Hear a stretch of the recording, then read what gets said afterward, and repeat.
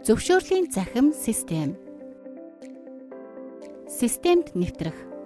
Хэрэглэгч зөвшөөрлийн захим системд нэвтрэхийн тулд нэвтрэлтийн нэгдсэн системээр дамжин та нэг нэвтрэлтээр дараах захим системүүдэд хандах боломжтой. Үүнд зөвшөөрлийн захим систем, захим санхүүгийн тайлангийн систем, захим татврын систем, бараа бүртгэлийн систем, төрийн албаны цалингийн систем, халамжийн нэгдсэн систем, эрүүл мэндийн даатгалын захим систем. Зөвшөөрлийн захим системд бүртгүүлэх, нэвтрэх. Хэрэглэгч зөвшөөрлийн захим систем буюу лиценз.cg-ийн сайт руу ороход доорх цонх гарч ирэх бөгөөд хэрэв нэвтрэлтийн нэгдсэн системд бүртгэлтэй бол хэрэглэгч та нүүр хуудсанд байрлах нэвтрэх товчийг дарна.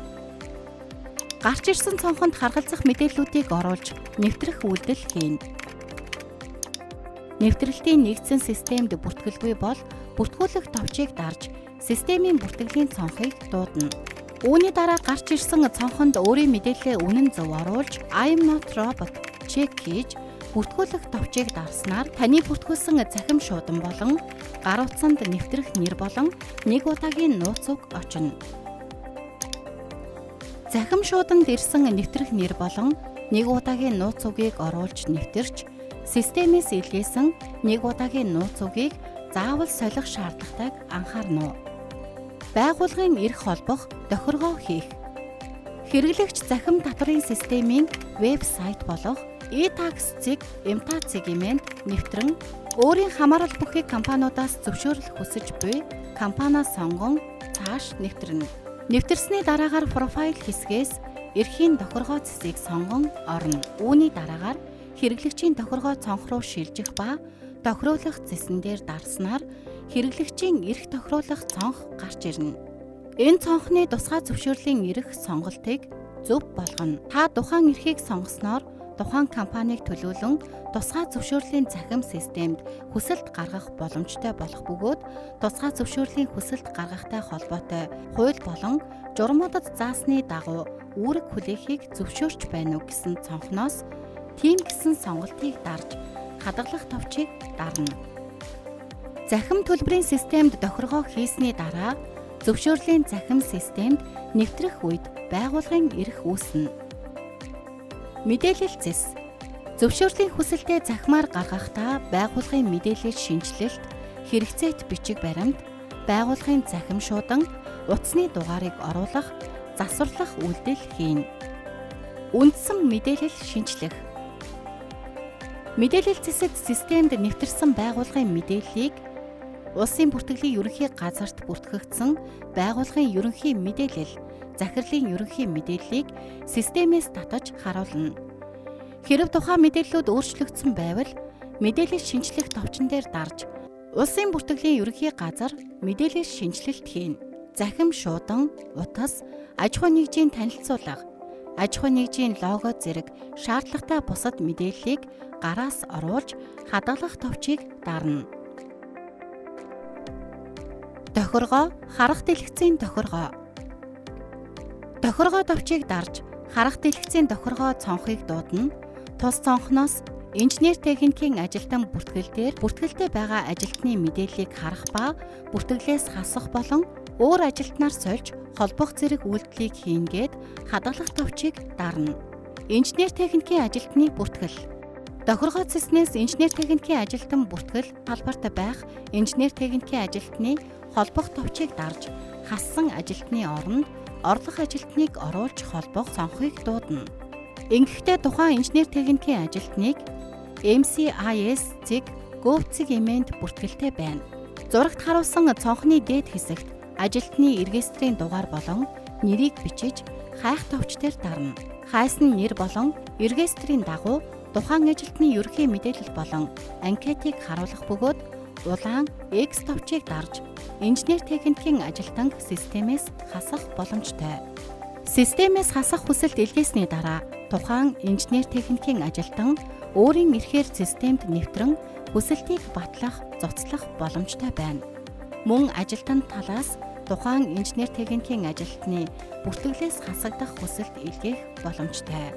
Бүрдүүлэх материал. Зөвшөөрөл бүрт шаардлагатай материалын дэлгэрэнгүй жагсаалтыг хүсэлт гаргах зэс рүү орон энэ хэсэг дээрээс Монголын барилгын үндэсний ассоциацийг сонгон тухайн цонхонд барилгын байгууламжийн угсралт, өргөтгөл, шинжилэл, барилгын байгууламжийн зураг төсөл боловсруулах, өргөх байгууламж, түүний эд ангийн үйлдвэрлэл, угсралт засвар үйлчилгээ зэрэг сонголтууд гарч ирэх ба тухайн зөвшөөрөл хүсэх чиглэлийнхээ бүрдүүлэх материалууд зэсэн дээр дарна.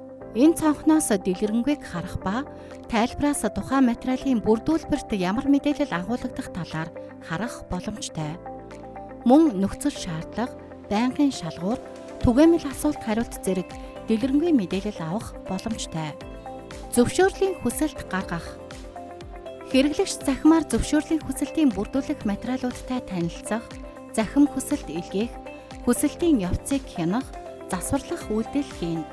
Хүсэлт гаргах зэс рүү орон энэ хэсэг дээрээс Монголын барилгын үндэсний ассоциац талбар болон зөвшөөрлийн төрөл сонгож хайх товчийг дарснаар захимаар хүсэлт гаргах боломжтой зөвшөөрлүүдийг харуулах ба зөвшөөрөл хэсэгт тухайн зөвшөөрлийн нэрээр хайх боломжтой.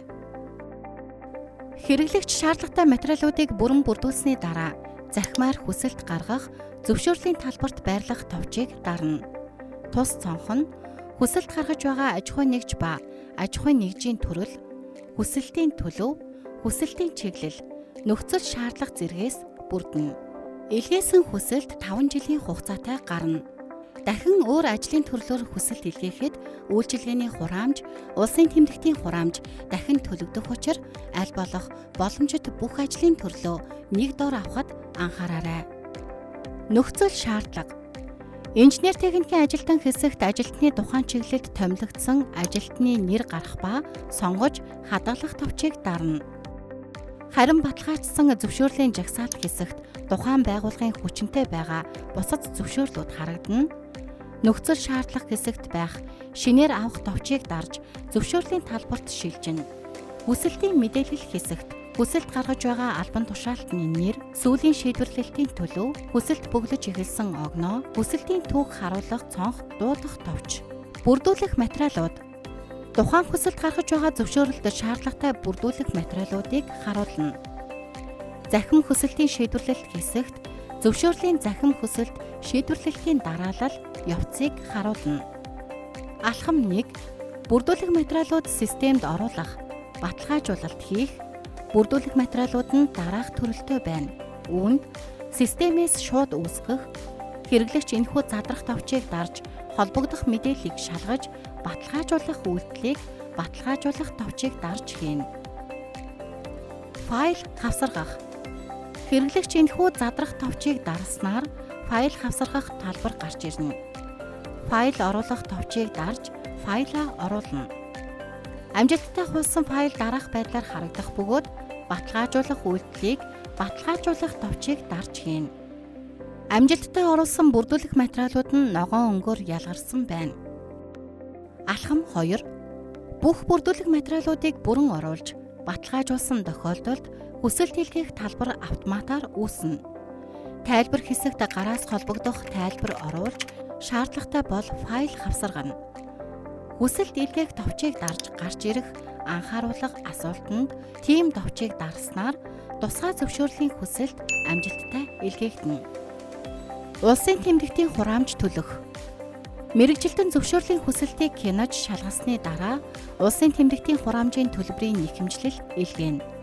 Тухайн нэхэмжлэл нь захим татврын систем болон зөвшөөрлийн захим системд очино. Хэрэглэгч системийн хүсэлт гаргах зэс рүү нэвтэрч хүсэлтийн мэдээлэл хэсэгт харуулна. Төлөх товчийг дарж төлбөрийн хэмжлэлийн QR кодыг дуудаж утаснасаа QPay үйлчилгээ ашиглан төлөх боломжтой. Хэрэв QPay үйлчилгээ ашиглах боломжгүй бол нэхэмжлэгийн дугаараар арилжааны банкнд очиж төлөх боломжтой. Мөн тусгай зөвшөөрлийн тэмдэгтийн хураамж төлөх нэхэмжлэх захим татврын системд e-tax, m-tax сегмент үүснэ. Хуулийн этгээдийн улсын тэмдэгтийн хураамжийн төлбөр төлөлтийг мэргэжилтэн шалгаж баталгаажуулснаар зөвшөөрлийн захим системд нэвтэрч захим гэрчилгээний QR кодыг авна. Хэрэглэгч хүсэлтийн түүх зэс рүү нэвтэрч ороход хүсэлт гаргасан тусгай зөвшөөрөл хүчинтэй төлөвт шилжсэн байх ба хүчинтэй товчийг дарж авах боломжтой. Хүсэлтийн түүх зэс. Зөвшөөрлийн захим системээр илгээсэн хүсэлтийн явцыг хянах, мэрэгжилтнүүдийн бичсэн мэдээллийг харах, буцаасан хүсэлт засварлах үйлдэл хийн.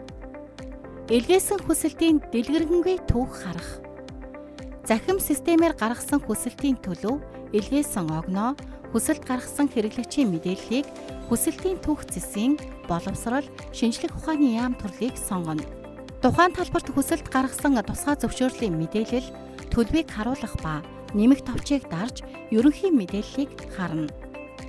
Тухайн хүсэлтийн сүүлийн шийдвэрлэлд илгээсэн материалуудын дэлгэрэнгүй мэдээллийг задрах товчийг дарж харна. Захим зөвшөөрөл татах. Хүсэлтийн түүх зэс рүү нэвтэрч гаргасан хүсэлтийн дэлгэрэнгүйг харах, нэмэх товчийг дарна. Зөвшөөрлийн хүсэлтийн төлөв баталгаажсан болсноор хэрэглэгч захим гэрчлэгийг системээс авах боломжтой бөгөөд файл баганд байрлах, файл татах товчийг дарж татаж авна. Энэхүү зөвшөөрлийн тодорхойлолтод тодорхойлолт татсан огноо, хуулийн этгээдийн регистрийн дугаар, овг нэр, зөвшөөрөл авсан огноо ба дуусах огноо, зөвшөөрөл хүчинтэй эсэх мэдээлэл байрлах ба тусгай зөвшөөрлийн нэр чиглэл нь тусгагдсан байна. Зөвшөөрлийн захим систем. Хот байгуулалт барилга орон сууцчлуулалтын яам, Монголын барилгын үндэсний ассоциац, төрийн бус байгууллага,